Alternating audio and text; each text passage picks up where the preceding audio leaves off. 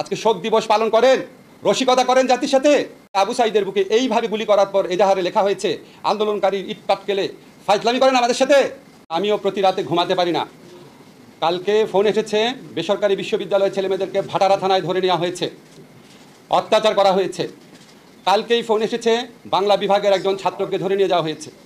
কালকেই ফোন এসেছে একটা জায়গায় ব্লক রেড করা হচ্ছে, কথা শুনতে পাচ্ছিলাম না। এর আগে শুনেছি আমরা বিভিন্ন জায়গাতে কারফিউ জারি করে চারদিকে ঘিরে ধরে হেলিকপ্টারের আলো ফেলে বাংলাদেশের ছাত্র তরুণ কিশোরদেরকে গণগ্রেফতার করা হচ্ছে। গায়ে দেখা হচ্ছে আঘাতের চিহ্ন আছে নাকি, আঘাতের চিহ্ন মানে হচ্ছে সে আন্দোলনে ছিল, তারপর গ্রেফতার করা হচ্ছে। আমি ঘুমাতে পারি না যখন আমি শহীদ মুগ্ধর গল্প পড়ি। যেই ছেলেটা আন্দোলনে গিয়েছিল বিস্কিট আর পানি দেওয়ার জন্য, সবাইকে বলছিল পানি লাগবে কিনা, এরকম একটা ছেলেকে মাথায় গুলি করে হত্যা করা হয়েছে। আমি ঘুমাতে পারি না যখন দেখি একটা ছেলে, সে টিয়ার গ্যাস ঢুকছে বাসার মধ্যে, সেটা বন্ধ করতে গেছে 11 বছরের ছেলে, তাকে মাথায় গুলি করে হত্যা করা হয়েছে। 6 বছরের একটা মেয়ে রিয়া মারা গেছে। 4 বছরের একটা শিশু বারান্দায় মারা গেছে, বারান্দায়, ছাদে, ঘরের ভিতরে শিশু কিশোরদের হত্যা করা হয়েছে। আজকে আমরা শুনতে পাচ্ছি যে 267 মারা গেছে। একটা বর্ণ আপনাদের বাড়িয়ে বলছি না। কালকে একটা জিনিস কিনতে গিয়েছিলাম একটা দোকানে, বলছে স্যার হাজার হাজার লোক মারা গেছে, আমরা বিশ্বাস করি, আমরা এই সরকারকে বিশ্বাস করি না। আজকে যখন এই রকম হত্যাকাণ্ডের ক্ষত যন্ত্রণা আমাদের বুকে, দেশের প্রত্যেকটা অঞ্চলে ব্লক রেড করে আমাদের তরুণদেরকে, কিশোরদেরকে, ছাত্রদেরকে গ্রেফতার করা হচ্ছে, নির্যাতন করা হচ্ছে, তখন আমাদের মনে প্রশ্ন আসে, এই সরকার কি বাংলাদেশের তরুণ, বাংলাদেশের ছাত্রদের বিরুদ্ধে যুদ্ধ ঘোষণা করেছে? এটা কি কোনো অধিকৃত ভূমি? এটা কি গাজা স্ট্রিপ? এটা কি কাশ্মীর? এই দেশে যে পুলিশের ইউনিফর্ম পরা লোক দেখি, এরা কি ভিনদেশি বাহিনী? এরা কি আমাদের ট্যাক্সের বিনিময়ে চলে না?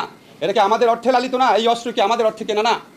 আজকে 6টা বাচ্চার ছবি যখন, শিশু বাচ্চার ছবি যখন বিভিন্ন জায়গায় ফেসবুকে দেওয়া হয়, 6টা ফুল ঝরে গেছে। বর্তমান সরকারে যারা আছেন, নাম নিচ্ছি না আপনাদের বুকের মধ্যে তো কোনো ক্রন্দন দেখি না, আপনাদের মধ্যে তো কোনো কষ্ট দেখি না।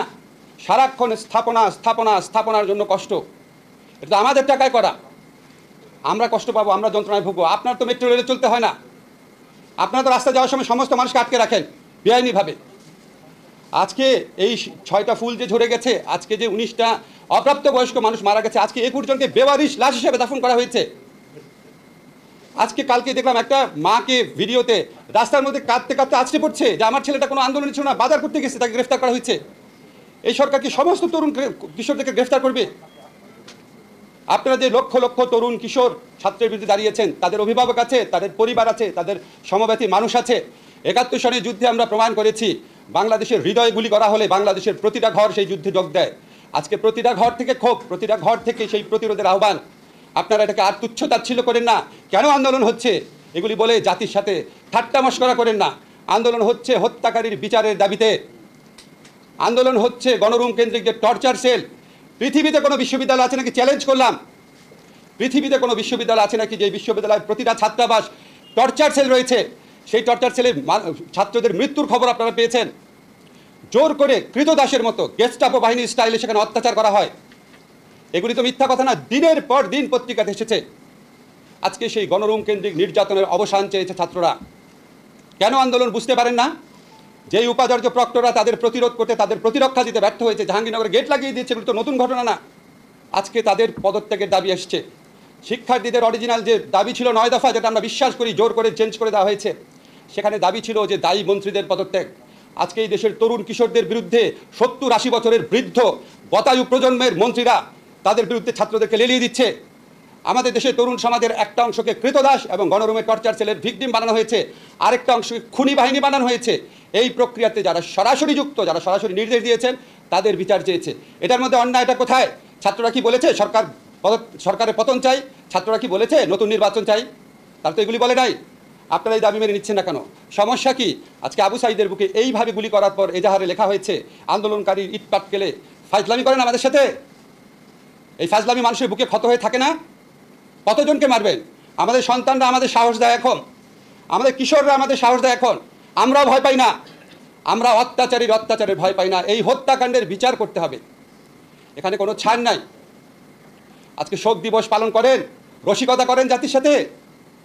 নাশকতার জন্য 10,000 20,000 গ্রেফতার করেছেন, 2.5 লক্ষ বলে আসামি, সম্ভবত শুধু ঢাকা শহরে। হত্যা মামলায় কয়জনকে গ্রেফতার করেছেন? আজকে আমরা পত্রিকার ফুটেজে দেখেছি ছাত্রলীগ যুবলীগের হাতে অস্ত্র চিহ্নিত করে পত্রিকায় লেখা হয়েছে ছাত্রলীগ যুবলীগ, পুলিশের হাতে ইউনিফর্ম পরা পুলিশ, জাজ্জল্যমান প্রমাণ, তাদের গ্রেফতার করছেন না।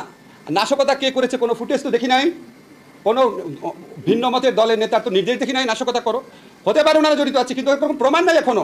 প্রমাণের আগেই হাজার দশেক গ্রেফতার করে ফেলেছেন। আর যেটা জাজ্জল্যমান প্রমাণ, মানুষের জীবন সম্পদের চেয়ে অনেক বেশি ইম্পর্টেন্ট। আমাদের প্রধানমন্ত্রী আপনি বলেন স্বজন হারানোর বেদনা আপনি বুঝেন, সরি আমার কাছে মনে হয় স্বজন হারানোর বেদনা আপনি বুঝেন, শুধু নিজেরটা বুঝেন। না হলে এই শত শত হত্যাকারী যারা আছে, শত শত মানুষকে যারা হত্যা করেছে, আমাদের প্রায় 100 শিশু কিশোর ছাত্রকে যারা হত্যা করেছে, 100 একটু কম হতে পারে, 70-80 জন। আপনি শ্রীলঙ্কাতে 10 জন বিক্ষোভকারীকে হত্যা করা হয়েছিল এই রাজাপাকসের বিরুদ্ধে আন্দোলনে। 10 জন বিক্ষোভকারী মারা যাওয়ার পর উনি ক্ষমতা ছেড়ে চলে গেছেন। ওনারও কম দম্ভ ছিল না, কম শক্তি ছিল না, কম সেনাবাহিনী ছিল না, কম পুলিশ ছিল না। আজকে 10 জন শুধু শিশু কিশোর মারা গেছে, শিশু মারা গেছে, শিশু। এই 10 জনের প্রায় কমপক্ষে 267 জন মানুষ মারা গেছে। আপনার পদত্যাগের দাবিতে যে সারা বাংলাদেশের মানুষ গণ আন্দোলন করছে না, এটাই তো আপনার সৌভাগ্য। সেদিকে আমাদেরকে ধাবিত করেন না, হত্যাকারীর বিচার করেন। এদেরকে আপনি বিচার না করতে পারেন, এদেরকে মন্ত্রিসভা থেকে বাদ দেন, মানুষের বুকের ক্ষত দূর করেন, ক্রোধ দূর করেন, সব ঠিক হয়ে যাবে। মানুষকে আরও উত্তেজিত করে, মানুষকে আরও ক্ষত বাড়িয়ে আপনারা কীভাবে চান যে সব কিছু সবাই ভুলে যাবে? সব কিছুই যদি আমরা ভুলে যাই তাহলে তো আমরা মুক্তিযুদ্ধ করতাম না, তাহলে তো আমরা 90-এর আন্দোলন করতাম না। এই আন্দোলনে বাংলাদেশের যত মানুষ আছে, যত ছাত্র তরুণ জনতা আছে, তারা হচ্ছে মুক্তিযুদ্ধের চেতনার প্রকৃত বাহক। যারা তাদের উপর গুলি চালাচ্ছে, যারা অপপ্রচার চাচ্ছে, নির্যাতন করছে, গণগ্রেফতার করছে, তারা হচ্ছে 2024 সনের রাজাকার। কারণ তারা গণমানুষের বিরুদ্ধে দাঁড়িয়েছে।